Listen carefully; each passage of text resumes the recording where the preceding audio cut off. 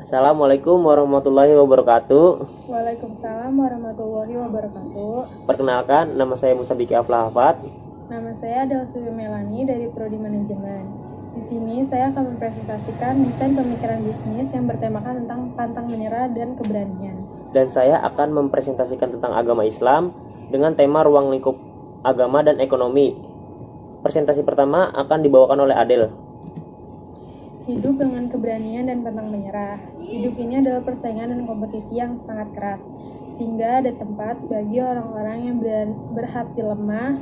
Sebagai seorang muslim, persaingan yang kita anut adalah persaingan dalam mencari sebanyak-banyaknya persaingan Islam. Dengan indah menyebutnya sebagai fastabiqul khairat atau berlomba-lomba dalam kebaikan. Persaingan dalam mencari sebanyak-banyaknya kebaikan itu bertingkat-tingkat, dan penentunya adalah seberapa berani seseorang menghadapi resiko persaingan. Ini alasan yang mendasari mengapa ada pahlawan yang sedemikian besar namanya di pentas dunia dan ada kadarnya cukup dalam lingkup tertentu. Karakter dasar hidup baik dalam sudut pandang perorangan atau kemasyarakatan adalah pembangunan keberanian untuk mencapai akhirat. Tidak ada kata gratis dalam mencapai surga, tidak ada kata murah untuk mendapatkan kedudukan tinggi di sisi Allah.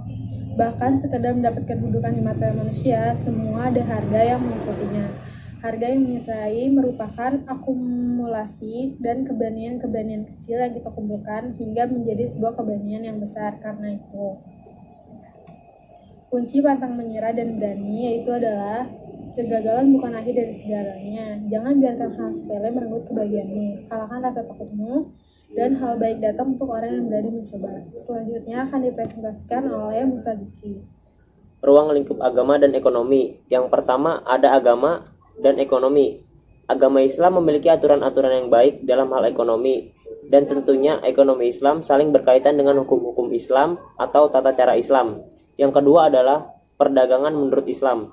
Dalam kaji syar'i, perdagangan adalah suatu proses pertukaran harta atas dasar saling rela atau memindahkan atau menukarkan hak milik kepada orang lain dibenarkan oleh syariah. Artinya hendaklah kamu berdagang karena di dalamnya terdapat 90% pintu rezeki. Yang ketiga adalah syirkah. Syirkah dalam fikih Islam ada beberapa macam, diantaranya yang kembali kepada perjanjiannya dan ada juga yang kembali kepada kepemilikannya dari sisi hukumnya. Yang keempat adalah bank.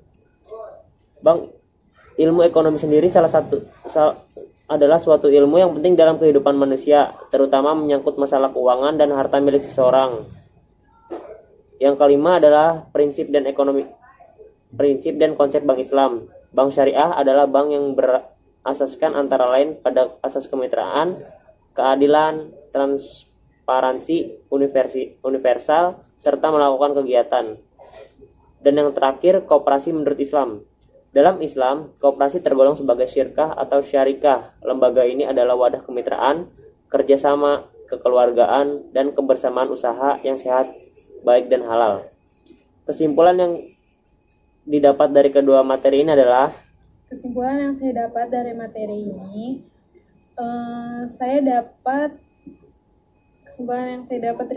adalah saya diajarkan untuk pantang menyerah dalam menjalani hidup dan harus percaya diri pada diri sendiri dan berani untuk mengambil keputusan yang saya jalani.